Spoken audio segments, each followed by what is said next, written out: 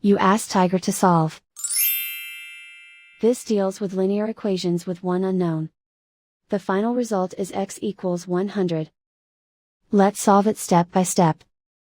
Simplify the expression. Combine like terms. Isolate the x. Multiply both sides by inverse fraction 5/1.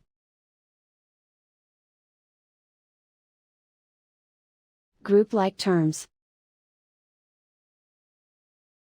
Multiply the coefficients. Simplify the fraction. Simplify the arithmetic. And so the final result is x equals 100.